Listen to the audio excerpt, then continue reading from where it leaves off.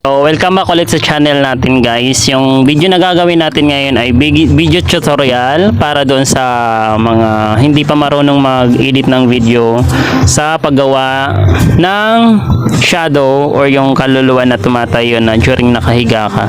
So, bago ang lahat guys, magbibigay muna ako ng tips kung paano nga ba yung position ng camera nyo para makakuha ng magandang video. So, may example itong cellphone na to. So, dapat ang cellphone na pagkuha nyo ay nakahiga siya, nakaganto yung camera.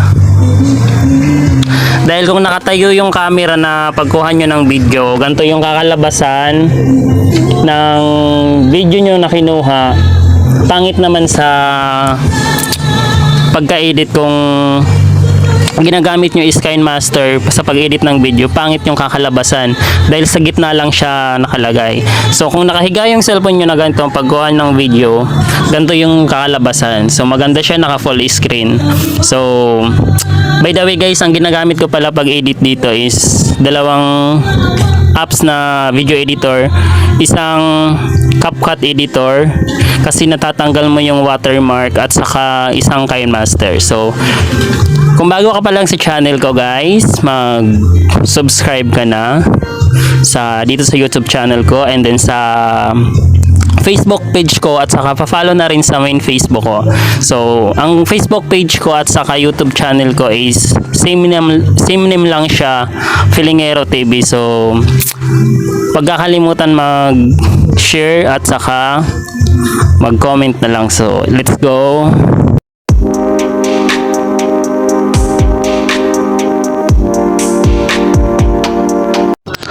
So, yun na nga guys. Dito, kung makikita nyo dito sa KineMaster apps na video editor ko, yan, makikita nyo dyan. Ititrim muna natin siya ng sa left para yung excess video na hindi kasama doon sa ginagawa nating video matanggal, tapos malinis natin yung video na gagawin natin. So, ayan. Dito kukuha tayo dito ng isang caption na i-duplicate natin na yun yung gagamitin natin dito sa susunod. Tapusin nyo na lang para makita nyo kung paano. So, ayan guys, dito nag-stop ulit ako. So, ayan. In-stop ko ulit dyan. Tapos, trim and split. So, yan. In-split ko muna siya. Tapos, back natin. Then, play. Kasi, papaiksiin natin yung video. Kasi, masyadong mahaba yung video natin. Then, trim left ko ulit. Para mabawasan yung minutes ng video natin. So, then yan. So, ito guys. Ito yung yan. So, yan hininto ko siya. Tapos, yan yung i-capture and save natin. So, ganyan guys. So, automatic na yan. Nakasave na yan sa gallery. Kasi yun yung gagamitin natin na nakahiga dyan sa kinakahigaan ko. So, balik natin ulit. Then, pindutin natin yung split. So, yun. Pag pinindot natin yung split, yan, magkakaroon siya ng gap. Tapos itong pinag-splitan natin is babawasan natin siya ulit. Bawasan natin siya ulit para doon na mismo siya sa kumbaga tatayo na ako. So yan, binawasan pa natin dyan hanggat makuha natin yung eksaktong video na ini-edit natin. So tatanggalin ko yung excess na video dyan. So ititrim natin ulit sa left. So yun nga, na-trim natin sa left, then balik tayo. So ipi-play natin yan. So yan na yung standard na video na hinahanap natin. So nalinis na natin lahat. Ganyan na.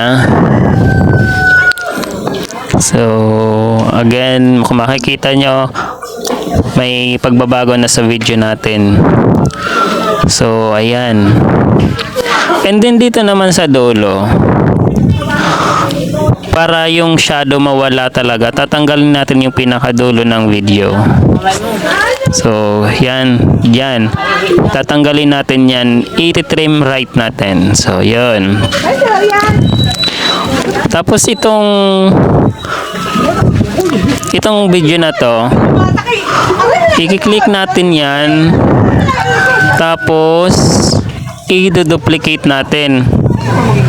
Kasi yan yung gagamitin nating shadow. Kung nakita nyo nasa baba na, tapos yung original, i-delete natin yan. So kung makikita nyo, ayan, yan may mga guhit-guhit sa gitna. I-delete natin yung original. Tapos itong dinuplicate natin na video ay papalakihin natin. So pindin natin na split screen, then papalakihin natin yung screen. Tapos dito, ilalagay na natin yung kinaptured natin na picture, yung nakasave sa gallery. Tapos, kung gaano kahaba yung video na sa baba, ganun din dapat yung kahaba na kinuha natin sa gallery natin, yung kinaptured natin kanina. So, ayan guys, yan. Palampansin lang natin ang konti. Tapos, this is it. Ito na yun. So, back na natin. And then play. Tapos dito guys pala, pag planinin natin, i-adjust na lang natin dito sa alpha, ano? So, pindutin natin yung video sa baba at hanapin natin yung alpha. Yun, alpha capacity. So, yan. I-adjust natin dyan hanggang sa makuha natin yung standard na hinahanap natin na shadow. So, yan, balik na natin din. I-play natin. So, ayan na guys. Makikita nyo. Kung nakita nyo, ayan na. Lumabas na yung shadow. And then, umupo. So, ito na yung standard na hinahanap na video natin. Ganyan na siya guys. Okay na yan.